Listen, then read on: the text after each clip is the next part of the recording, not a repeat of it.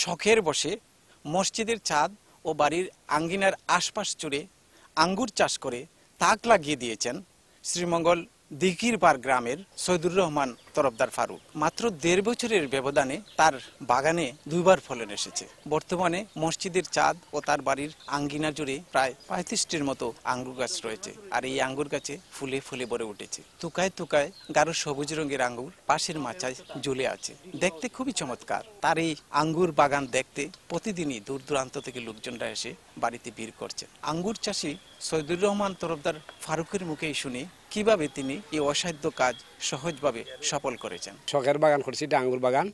আমার এই আঙ্গুর বাগানে প্রায় 30টার মতো গাছ আছে। মসজিদের ছাদে আছে 20টা, আর বাড়িতে আছে 10টা। তা আমি এগুলা করার কারণ হলো যে আমার আঙ্গুর ফলটা খুব একটা আনন্দ লাগছে দেখে ইউটিউবে, এই জন্য আমি আঙ্গুর বাগানটা করছি। আঙ্গুর বাগান করার যে গত বছরে আমি আঙ্গুর বাগানে প্রায় 30-25 হাজার টাকা বিক্রি করছি। এবার আশা করি ইনশাল্লাহ প্রায় 2 লক্ষ টাকার মতো চারা এবং আঙ্গুর বিক্রি করতে পারবো। তা আমার আশা, আমি আরও বড় করে আঙ্গুর বাগান করার আমার ইচ্ছা।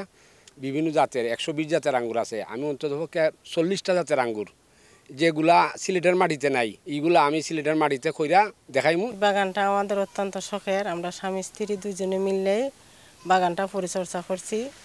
এবছর আল্লাহ দিলে অনেক ফলন হয়েছে। তাকে বিভিন্ন ধরনের পরামর্শ দেয় এবং কোথায় কোথায় এগুলা চারা পাওয়া যায় এগুলা সন্ধান দেয়।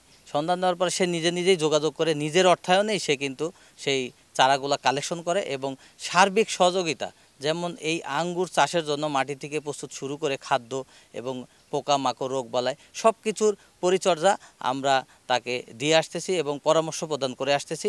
এখনও তার সাথেই আছি এবং শেষ পর্যন্ত সাথে থাকবো আমরা কৃষি বিভাগ। কৃষি সম্প্রসারণ অধিদপ্তর জানিয়েছে অম্লধর্মী মাটি যেখানে পিএইচ মাত্রা 5.5 থেকে 7.0 পর্যন্ত রয়েছে, এসব মাটিতে আঙ্গুর চাষের জন্য খুব ভালো।